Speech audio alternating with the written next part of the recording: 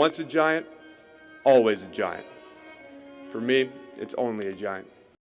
What's going on YouTube? Diggy546. And we got a big Eagles game coming up. And I'm saying big Eagles game, but this is a game that I really, if you're asking my honest question, I don't expect to be all that competitive. It is a division game. You never know what can happen. We do still have that Jaxson Dart that Jaxson Dart factor.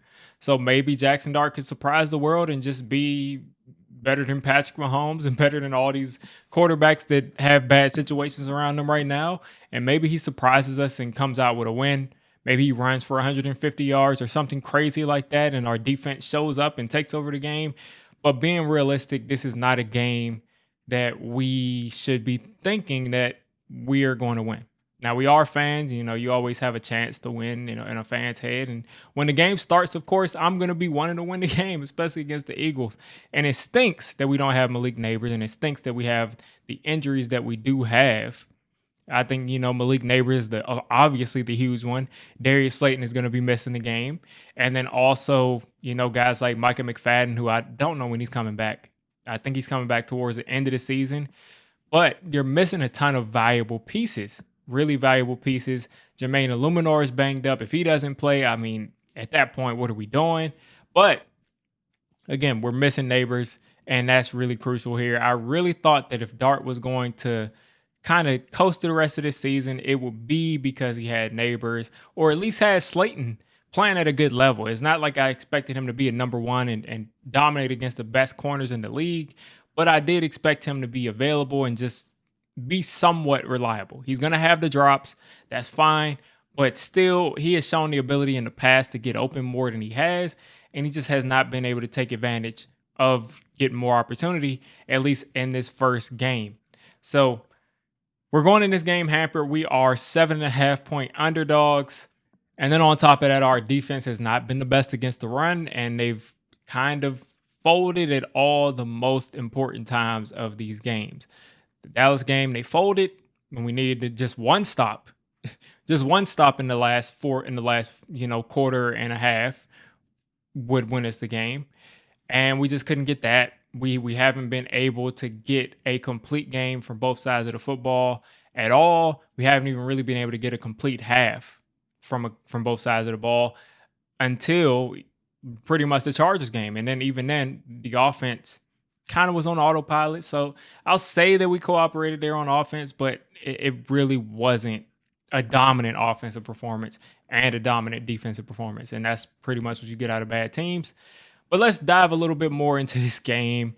I'm thinking of the most important thing in this game to me is going to be stopping Saquon Barkley. 6 carries last week.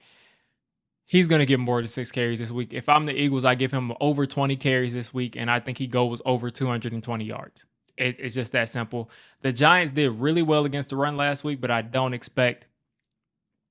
expect it to go as well as it did last week. I just don't expect it. We were playing against an injured offensive line for the second straight week, and we were not playing against anybody that has the explosiveness that a Saquon Barkley has. Nobody was going to leave as far as running backs go in that backfield. Nobody was going to leave the defense the way that Saquon can, and I kind of expect him to have a huge game if they actually give him the ball. If not, they can beat us a bunch of different ways.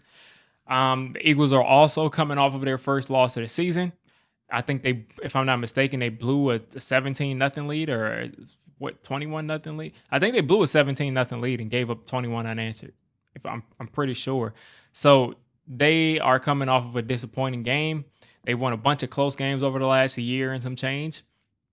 This is the first game that Jalen Hurts has even lost in about a calendar year.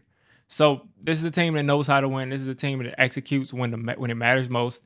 And they're coming off of a loss. And I don't expect this team that just lost for the first time in a year to come out and lose to this team, this dumpster fire that we are right now. And I hate to come out with this perspective of the game, but, we're in a prove-it situation at this point for the team.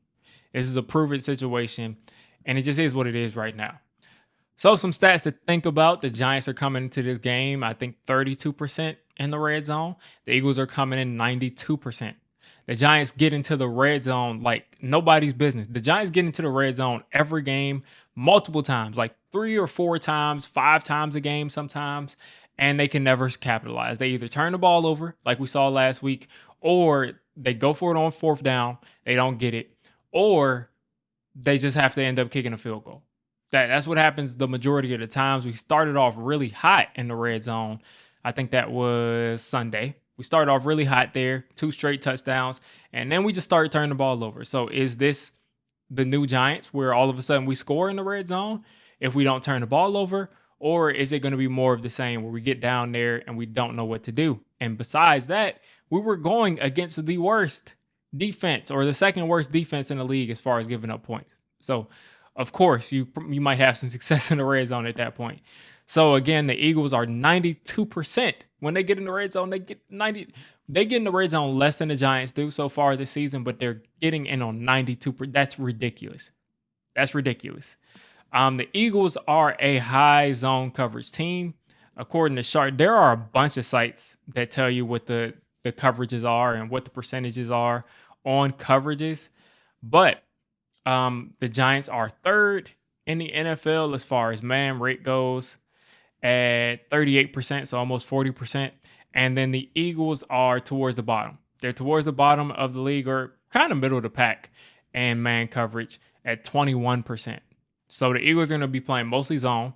They have those freaks at linebacker. They got Nakobe Dean coming back. They got Jahad Campbell, and they got that other guy, Zach Bond.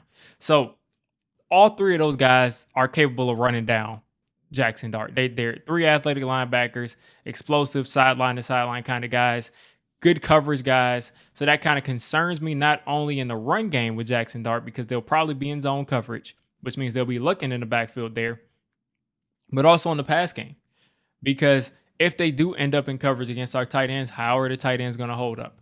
We're probably not going to see wide open tight ends. We're probably not going to be seeing that the same way we saw it last week. So, where does the offense come from? You don't have Malik Neighbors. You don't have Darius Slayton. You're throwing out Jalen Hyatt and Bo Collins again in some aspect because you haven't signed anybody. We had an entire week to go out and get Isaiah Hodgins. We could have got him last week. If he wasn't ready to play last Sunday, we could have had him ready to go this Thursday. But, it is what it is. He's not ready, and he's not here. So the best case scenario is us elevating a guy like Lil Jordan Humphrey, him being out there across from Wandale Robinson. It's just a mess. It's just a mess. I'm really confused on where the offense can come from if they do key in on these tight ends, which they have to at this point, and they stop the run, which I expect them to be able to do, because our offensive line, while being really solid for the most part, I don't care what the stats say. I think they have us at a 56% pass block rate.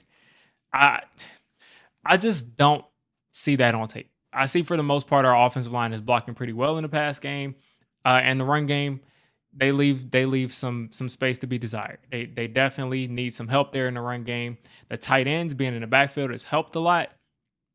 But again, this is a very stout defense from top to bottom. Vic Fangio is going to have a great plan. The guy is a great defensive coordinator. He's going to be a guy that's going to come into this game with a good plan for attacking Jaxson Dart and attacking Cam Scatterboo. And hopefully we can get Tyrone Tracy back, because that can give us a little bit of a different look in the run game. And Tyrone Tracy, while he's not a speed demon, he's a guy that can at least break off a 30 plus yard run. And normally when I talk about the coverages every week, I usually say, oh, there should be, chances in the middle of the field, or there should be chances. I mean, it really is what it is. When I don't have receivers at my disposal, if I'm the Giants, it doesn't really matter. But, just for you all's, awareness, the Eagles are playing middle close, which means they have a safety in the middle of the field 56% of the time, which means they're playing a lot of cover 3, and they're playing a good amount of cover 1. So that means they got a safety in the middle of the field, and then middle open, cover 2, quarters, cover 6, all that stuff. The Eagles are playing that about 40% of the time. So less than half. They mostly are playing cover 3, deep safeties, and I'm sure there's going to be some level of disguising too. So, I mean, I don't really see I don't really see where we're going to be able to attack no matter what defense they're playing, because I just don't see our receivers being able to get open. With Darius Slayton gone, that was the one guy besides Wandale who it just seems like we forget how to use him from week to week. Like some weeks we know how to use him, some weeks we don't. But Darius Slayton is the only guy, no matter what kind of game it is, usually has some separation. But he's not going to be here.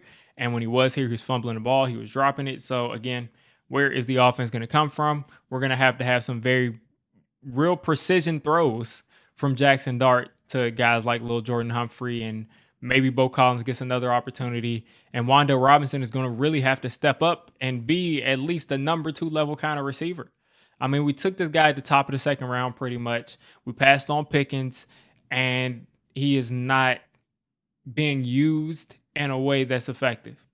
He had that one big game against Dallas, and since then he's been very, very quiet. So we really need Wan'Dale to step up, and I'm not even sure that they're even capable of putting this guy in positions to win, because they just use him, they just line him up.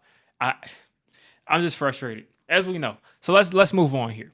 So what could be the possible path to winning this game? I mean, really the only shot you have at winning this game is dominating, and the only place of our team that's elite that can take over a game is the defensive line. You got to stop the run up front. The defensive line has to control the line of scrimmage against this great offensive line, which I just don't see. I haven't seen them control the offensive line on both sides until last week, and New Orleans' offensive line is not in the same stratosphere as the Eagles. So they would have to control the run game and the pass game, and they would have to really get hits on Hurts, make him get rid of the ball quickly, make him throw interceptions. We would need turnovers this game. We would need sacks. We would need pressure. We would need to basically get Saquon to get another 6 carries like he did this past week. We would have to have basically a dominant type of game where we hold them to 3, 10, maybe 13 points. And I just don't see that happening. But that would be our path, because Landon Dickerson is going to miss this game, most likely. I think he's going to IR. I got to look back at that. But Landon Dickerson most likely isn't going to be playing. And I'm pretty sure it's already a done deal that he's not going to be playing. So they're going to have some weakness compared to what they would normally have in the middle of their line. So we have to take advantage of that. Darius Alexander just put out a film breakdown on him. He's going to have to, kick it up in the next year. He's going to have to be the reason why the Giants are stepping up and stopping the run, and why they're getting after the passer when he's out there. Dexter Lawrence is going to have to get healthier. And he was sick last week. He was on a pitch count, and now there's 3 days later, Thursday Night Football, and he's going to be out there. So that stinks. But we're going to need a dominant game from him. We're going to need him to look like 2022, 2023, and 2024 Dex, instead of what he's looked like this year, which is just a really good defensive tackle. Brian Burns is going to have to continue doing what he does, which is dominating. And the same thing with Abdul Carter, and so on and so on. That whole front line is going to have to take over the game in the run game and in the pass game. And the secondary. This is a game where Shane Bowen, he's got it all right. Keep everything in front of you. Do not let the Eagles go over top of you. Do not let Devontae Smith and A.J. Brown run past you. All these guys are frustrated. Devontae Smith had a good game last week, but A.J. Brown still has not had a good game the entire year, pretty much. Pretty much the entire year, he's been calling for the ball, begging for it. Do not let this be the game where they say, okay, let's get A.J. Brown the ball. Let's get him 150 yards. If you do that, you will lose the game. If you let Saquon go for 150 plus, you're losing the game. It's just that simple. And let's go over the offense. Jaxson Dart, he's got to play mistake-free football. He's a rookie. We don't know what we'll get from him, if we'll get mistake-free football, but he's going to have to play it. He's going to certainly have to play mistake-free football. Also, he is going to have to make plays above the X's and O's by himself. Sorry, folks. He's going to have to do it basically by himself, which means we're going to need plays like that Gunnar Olszewski preseason play, where he's dead to right sacked and he escapes the pocket, takes off to run, pulls the linebackers up, and dumps it off to a guy like Wan'Dale Robinson, who has a lot of speed. Or maybe Gunnar Olszewski will be playing and we get a huge play or maybe a touchdown out of that. That's the type of plays that we're going to need to make if we want to win this game with no receivers. I mean, with no weapons whatsoever besides Theo Johnson and sometimes, depending on what week it is, Wan'Dale Robinson. We're going to need plays above the X's and O's all night long. I mean, this has to be a game that he has where people say like, oh, this guy has arrived as the next great rookie quarterback. So that's what we're looking at if we want to overcome a 7.5 point, spread against a division rival that has beat us pretty much every single time we've played them for the last 15 years. And even going beyond that, they've beat us over and over and over and over again. And finally, we have to stop with the shenanigans. No more penalties, no more turnovers.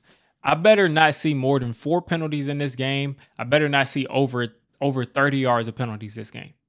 If we get over 30 yards of penalties, we're already behind the 8 ball. That's going to make it even worse. Stop the penalties, stop the shenanigans, stop putting Deonte Banks in on 3rd down. I'll repeat, stop putting Deonte Banks in on 3rd down. Stop it. He's not good. He shouldn't be back there. He should not be out there playing corner in the NFL. He just shouldn't be doing it. Every single week, this guy continues to drive for us because we're forced to put him out there because Joe Schoen wants to salvage his pick. Stop putting Deonte Banks out there on 3rd down. Please, for the love of everything that I love, please stop putting that guy out there. That has to be at the top of the list. That has to be something that we absolutely do not do. And don't just throw guys out there like Jalen Hyatt and Bo Collins for any more reps than you need to because they don't offer anything. So we're going to need a good coach game. We're going to need a well-played game on offense and defense. And we're going to need guys to play above the X's and O's, especially on offense, because the talent just does not match up. You get what I'm saying? The Eagles are going to have a bad day. And in special teams, the Giants return team and coverage team has been incredible. The Giants are averaging, I think, like 26 yards or something ridiculous on their return game. That's been great. And their coverages, they're giving up, I think, 4 yards a punt or 3 yards a punt. Their coverage on punts and kicks and returns have been great. So make a big play. Return a kick for a touchdown. Deonte Banks has come close. Gunnar Olszewski has come close. Return one of those for a touchdown. We don't need you returning it to the 50 or to the opposite 40. We want it to be housed. It's got to be housed. So we need a return. We need a block. We need all of that. We need to continue to excel on special teams, except make some impact plays there. Put some points on the board on special teams. And that's really all I have, because I'm not going to go into, down in and down out and all of these specifics, because at the end of the day, this Giants team has all but packed it up the way they look out there. They don't look like a good football team. They're not a good football team, and they're going against the defending Super Bowl champions who can have a bad day against a lot of teams in the league and still end up winning the game. So you all drop your score predictions. I hate to do it. I hate to predict the score, but I'll say the Eagles, I hate to do it. The Eagles 31, the Giants 10. That's what I'm thinking right now. 31-10 Eagles. I just don't see how we move the ball much, and I really think 10 is generous. How can I really say that this team, with the rookie quarterback and no weapons, is going to do any more than put up maybe, 3 to 10 points?